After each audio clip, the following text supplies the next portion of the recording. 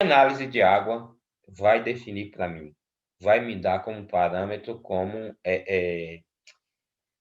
de conhecimento sobre aquela água. Primeiro, essa classificação. C, que vai ser 1, C2, C3, C4, C5, e S. Mas o que afinal é isso? É o teor de cálcio, né? Certo? E que define, o parâmetro que define o risco de salinização do solo, e o teor de sódio dessa água que define o risco de solidificação do solo. Tá ok? Então, eu preciso, tá? Eu preciso dessa análise para verificar quais os riscos que aquela água do poço vai fornecer para aquela cultura que eu desejo implantar e quais os riscos que vai oferecer para o meu solo, para o solo da minha propriedade.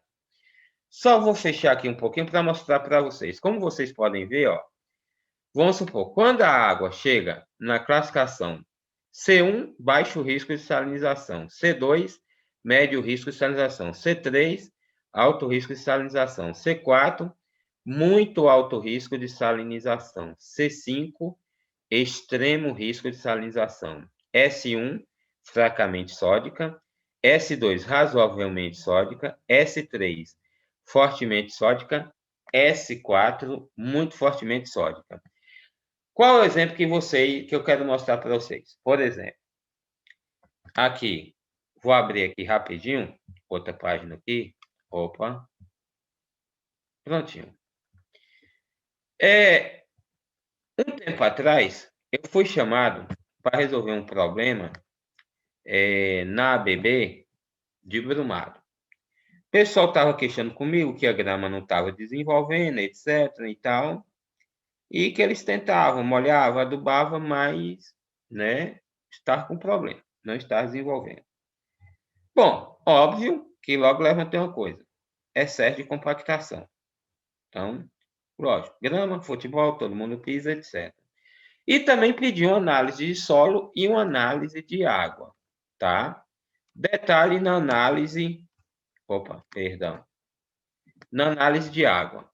Se vocês observarem aqui, ó, deixa eu puxar aqui um pouquinho, nessa classificação aqui, ó, C3S1, certo? Classificação da água de irrigação, C3S1. O que quer dizer isso? Vamos voltar lá, tá ok? Abrir aqui, C3S1. C3, alto risco de salinização. E aí, o que eu fiz? Como eu pedi também uma análise de solo, automaticamente eu confrontei os dois resultados para diagnóstico. Perdão. Então, olha o que eu encontrei. Ampliar aqui para vocês verem. pH do solo, 7,9. Saturação de base do solo, V, 94. C, que é a CTC do solo, capacidade de troca catiônica, 12. Certo? E aí? Cálcio. Quanto ao cálcio do solo? 7,2. E aí? Aquilo que eu deduzi, tendo em vista que a maior parte das gramíneas, o pH ideal para ela desenvolver de solo, para ela desenvolver, está em torno de 5,5 a 7,5, algo em torno disso, né? Então, com esse resultado aqui, foi possível fazer uma inteira relação entre o tipo de água que está sendo usado e o problema no desenvolvimento e na sobrevivência das gramíneas. Resultado que foi sugerido era grama, eu não podia tirar todo o tapete. Mandei produzir uma ferramenta, uma chapa de ferro, estreita, fininha, de 30 por 30, com diversas pontas de vergalhão, com algumas pontas de vergalhão com 15, se eu não me engano foi com 15 centímetros, não, 20 centímetros, né? E contratar um pessoal para andar pelo campo, batendo com essa ferramenta no solo para abrir orifícios no gramado. Uma vez que eu não poderia, né, derrubar o gramado. Isso foi feito antes do período chuvoso, coisa de setembro. Outubro veio a chuva, o gramado foi fechado. Outubro veio a chuva, né? Lixiviou. A chuva não contém tanto sal, lixiviou um pouco daquele material e eu entrei com matéria orgânica, esterco de gado, para acidificar o solo. Esterco de gado tratado, né? Para não deixar vir semente daninha e tal, para acidificar um pouco, reduzir o pH do solo. Resultado, pouco tempo depois, uns 6 meses depois, o campo melhorou bastante, né? A grama subiu, fizemos uma camada de solo, de um novo solo, né? Na verdade, com esterco por cima do gramado, que já existiu, isso depois dele ter sido podado bem baixo, né? E aí recuperou. Então, tá aí a necessidade, então, para vocês não terem prejuízos a longo prazo, tá aí a necessidade. E com essa análise de água, vocês vão poder definir um tratamento adequado para reduzir o teor de cálcio, isso aqui no solo, ou para aumentar um pouco a acidez da água. Tendo em vista que eu sugiro até, para quem quer fazer tese de mestrado ou doutorado, tá aí, sugestão, avaliar o nível, como é que diz? O nível de adição, né, de cálcio no solo para diferentes lâminas de água de irrigação com determinado tipo de água com classificação C elevada, com alto, muito alto ou extremo risco de salinização. Verificar o nível de, me ajuda aí, Gessé, de adição, o nível de acréscimo, né? E alteração do pH sobre diferentes lâminas de água, Na certo? verdade, é a alteração, né, da, da salinidade do solo mesmo, né, o pH do solo. Né? Uma coisa que você falou aí que eu acho que poderia também ser feita aí na questão do campo, depois que fez os orifícios lá com a ferramenta que você desenvolveu, você poderia entrar também com uma camada pesada de gesso, que quando a chuva Alixiviar, era. exato, e ajudar a carrear os componentes que estavam alcalinizando o solo, na verdade, né? 7,9 eu acho que é muito alto para a agricultura hoje mesmo. A partir de 7 já é complicado. Mas você sabe que nós fizemos, você sabe que nós fizemos lá também, que eu acabei não falando. Esse esterco foi colocado para curtir na época e todo chorando foram 2 caçambas de esterco e acho que umas 6 caçambas de terra. Esse esterco nós pegamos ele, rapaz, e areia também tem um pouco de areia. Nós pegamos ele e deixamos numa área lá da ABB e metendo água. Com a própria água da chuva também, certo? E todo aquele chorume nós recolhemos. Recolhemos e fizemos e aplicamos no campo, no gramado, antes de vir com a camada de solo esterco com substrato por cima do gramado. E aí acabou ajudando, né? Acidificando um pouquinho. Entendeu? Mas o fato de ter de ter colocado uma nova camada já ajudou bastante. Melhorou bastante o solo. Mas essa do gesso, na época eu não matutei. Era uma boa alternativa. Me fugiu até da expertise. Entendeu? Mas a ferramenta resolveu bastante também. Os pessoal que sofreu com dor no braço lá uma semana, mas paciência. Fazer o A quê? ferramenta é isso mesmo, para grama, igual você falou. Você tem que provocar esses orifícios para poder. Até mesmo se não fosse só para adubar, né? Se ele tivesse, fosse só deficiência também nutricional, esses orifícios que você. Até para canteiros, jardins, esse processo que você fez aí é importante mesmo. Exato, para drenar, porque o campo lá já tinha, abaixo da camada do gramado, ali de 20 centímetros, já tinha um sistema de drenagem, mas devido ao pisoteio, compactou demais, então não estava dando, entendeu? Já tinha um sistema de drenagem, como é feito em todo campo de futebol oficial, entendeu? Aí nós fizemos isso. Vamos lá. Bom, pessoal, então tá aí, ó. Esse aqui eu mostrei lá, mas eu já tinha até colocado aqui para vocês verem. Aqui, no caso aqui da ABB, qual foi? A classificação foi C3 assim, então teve que ser corrigido dessa forma aí. Na época eu ganhei até um título da ABB que eu não usei até hoje. Tá lá. Não tô usando, nem paguei. A mensalidade, digo. Mas o título eu ganhei. Preparo de solo, que tipo e como?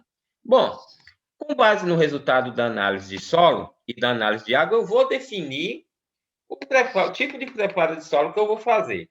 Se eu tenho uma água com a classificação C3, C4 ou C5, primeiro preparo de solo que eu tenho que pensar, primeiro sistema de preparo, subsolagem. Por quê? Porque vai ser possível, com a ocorrência das chuvas, aqueles sais depositados com a água da irrigação serem lixiviados para a camada mais profunda. Tá ok? Então, a análise de solo vai definir, primeira análise de solo, análise de água, vai definir que tipo de preparo de solo eu vou fazer e como. Tá ok?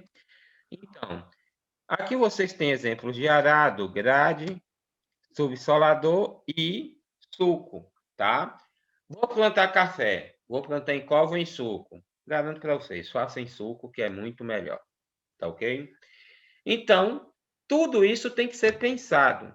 Mas primeiro é o que eu falei, tudo passa pelo planejamento. Coletei a análise de solo, análise de água, e a partir daí vou definindo, né, fazendo o estudo, fazendo o planejamento e o estudo da viabilidade econômica da atividade, tá ok? E o preparo de solo também, o tipo de cultura que eu vou cultivar, o que eu vou cultivar, vai influenciar também no tipo de preparo de solo que eu irei adotar, tá ok? Vamos lá.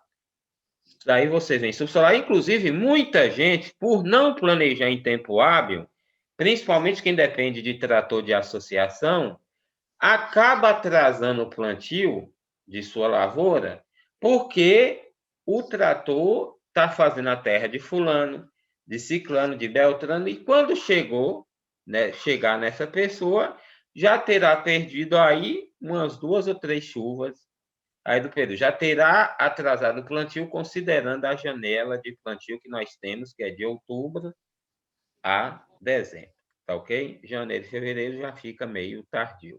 Depende também da cultura. Vamos lá. Quando preparo de solo, tá? Mesma coisa, dependerá do tipo de cultivo, das características físicas e químicas do solo. Como? Tá? Dependerá do relevo da área, do nível tecnológico, do tipo de cultura e do sistema de cultivo que eu vou adotar. Tá ok? Irrigação. Para, para cada tipo de cultura que eu vou adotar, né? Para cada tipo de cultivo que eu vou adotar, vou também dimensionar e definir um diferente sistema de irrigação. Primeiro, sistema de irrigação tem que ser econômico na implantação, eficiente no serviço, certo? E viável do ponto de vista do tipo de cultivo que eu vou adotar. Outra vez, eu até tive essa conversa com o Gessé, um cliente me procurou querendo que eu fizesse um projeto de irrigação para ele plantar milho. Ele queria plantar 5 hectares. Vou plantar 5 hectares de milho. Eu falei, opa, calma. Não é assim, não. Faça um projeto para mim de 5 hectares. Eu falei, opa, calma, não é assim, não. Você conhece a vazão do seu poço e a estabilidade do seu poço? Não. Não é assim, vou plantar 5 hectares. Certo? Aí, fui na propriedade dele, vi a propriedade, medi a vazão do poço com a bomba que ele tinha. Com a bomba que ele tinha, mal 1 hectare. Mas ele me falou que, segundo o antigo dono, o poço jogava 25 mil litros por hora. E tinha um outro que também jogava 25 mil. Eu falei, opa, só acredito vendo. Propus levar uma empresa para fazer a vazão do poço, né? E aí, a partir daí, fizemos para irrigação. Ele queria irrigar com canhão, porque usar pouco canhão, etc. Eu falei, calma, nem sempre isso é mais barato. Talvez você vai precisar de uma bomba de potência maior, de uma tubulação maior, etc. E eu falei também, é inviável irrigar milho, ele queria plantar milho com canhão. Aí, conversando com o Gessé falou, inclusive, isso. Milho, ou é pivô central, ou é gotejamento. Outro sistema não é viável, de fato, realmente. Ok? Então, até para isso, eu tenho que me planejar. E aqui os outros sistemas de irrigação, né? Microaspersão, mini aspersão e aspersão convencional. Então, tudo isso vai ser definido conforme o tipo de cultura, tá? O tipo de cultivo que eu vou adotar, ou a cultura que eu vou implantar, tá ok? Vamos lá. E outro, o projeto, como eu falei, tem que ser eficiente. Para vocês terem ideia, para esse cliente, eu precisei fazer uma simulação de uns 3 tipos de sistema de irrigação diferentes, com tamanhos de setores diferentes, com os 3 tipos de tamanhos de setores diferentes, certo? Até chegar em um que ele falou e chegamos num consenso, falou, opa, é esse, certo? E do ponto de vista de custo também. E para viabilizar a irrigação da área, tivemos que planejar um tanque lonado de 1 milhão de litros na área, porque senão não seria possível irrigar com o poço que ele tem. Então, tudo isso tem que ser muito bem planejado. Então, as boas práticas, e inclusive o turno de rega e o horário de irrigação, dentro desse sistema, considerando as boas práticas agrícolas, foi planejado para o período noturno com automatização do sistema, tá? Planejado para o período noturno, onde eu tenho 2 vantagens. Evaporação é menor, tá? O aproveitamento e eficiência de irrigação maior e o custo da energia também é menor, tá ok? Então, foi colocada a área para ser irrigada na janela de 9 da noite, entre 9 da noite e 5 da manhã, ok? Então, isso sim, nós temos que adotar. Plantio é aquilo que eu falei. Onde? Pergunta que eu quero fazer, que eu preciso fazer para mim mesmo. O que plantar? Quando plantar? Como plantar? Onde plantar? Tá ok? O que plantar depende da demanda do mercado, do tipo de solo, da qualidade da água e clima da região onde o empreendimento será instalado, certo? Muita gente em regiões muito frias começaram a produzir maracujá. Foi até bem no começo, mas de um tempo à frente não foi, não vingou.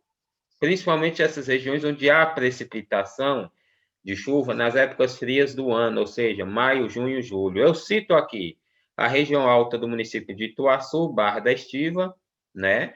E também aí no Bonito. As plantas não se desenvolvem. Podem até melhorar o índice de... Não, se desenvolvem, digo, mas a incidência de doença é muito alta, tá ok? Como resolver isso? Tenho que planejar, fazer um calendário com um período de maior incidência de determinadas doenças e fazer pulverizações preventivas, tá ok? Na frente nós vamos falar um pouco disso. Quando plantar? Dependerá do clima da região. Até a distância é uma adaptação das atividades de assistência técnica e extensão rural do Bahia Produtiva. Projeto do Governo do Estado da Bahia por meio da Secretaria de Desenvolvimento Rural do Estado da Bahia, executado pela CA, Companhia de Desenvolvimento e Ação Regional, com recursos provenientes de acordo de empréstimo com o Banco Mundial.